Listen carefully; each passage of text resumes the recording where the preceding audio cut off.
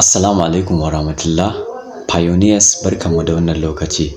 So a wannan bidiyon za mu ji update na Pi Network da suka fidda guda biyu game da migration roadmap da kuma sabon technomies da suka fitar. So don haka ku tsaya kalli bidiyon nan daga farko har zuwa ƙarshe. A ɓangare na farko na mainnet migration roadmap. So idan aka ce roadmap ana nufin matakan ayyuka da za a gudanar ɗaya bayan ɗaya ta yadda sai an kammala matakin farko kafin a gabatar da mataki na biyu. Ba zai yiwu a je a gabatar da mataki na biyu ba a kammala na farko ba. So wannan shi ake nufin da roadmap a project. So Pi Network sun fidda roadmap na mainnet migration, ma'ana tsarin tura Pi coins da ka samu zuwa Pi wallet da yake cikin Pi browser. Wanda idan an yi maka migration kana da damar ka iya sayar da Pi ɗinka a baka dala ko ka biya wani utilities ko wani services aiki da za a maka biya da Pi Network, okay? Ko ka tura shi a duk exchange ɗin da kake so. So sun raba abun kaso uku. Matakin farko na first migration, a halin yanzu Pi Network ta yi nasarar migrating ɗin pioneers da ya kai mutum miliyan 12 a karo na farko. Sa'annan yanzu sun ci gaba da migrating ɗin pioneers daban-daban wa'anda ba a yi musu migration ba, wanda suka kammala matakin KYC da kuma mainnet checklist successfully. Suna jira a gama tantance su domin a tura musu.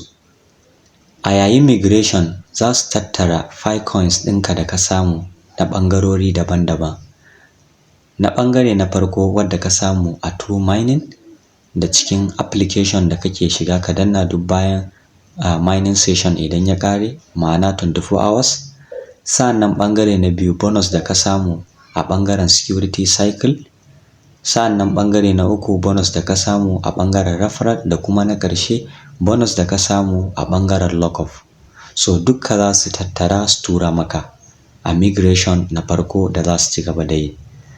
Sa'annan a mataki na biyu da ake kira second migration, so duk pioneers da aka yi taɓa masa migration a farko so za su dakatar da shi sai sun kammala migrating ɗin pioneers wa'anda ba a taɓa yi musu migration ba. Sa'annan su ci gaba da second migration. Sa'annan sai ɓangare na uku wato third migration. So Pi Network za su ci gaba da migrating, maybe suka ce duk ƙarshen wata ko kuma duk ƙarshen bayan wata 4 ko kuma duk shekara. So wannan a takaice su ne migration roadmap da Pi Network ta fitar. Sa'annan sai ɓangaren technomies. So wannan yana nufin tsarin kasafin Pi coins da Pi Network take fitarwa.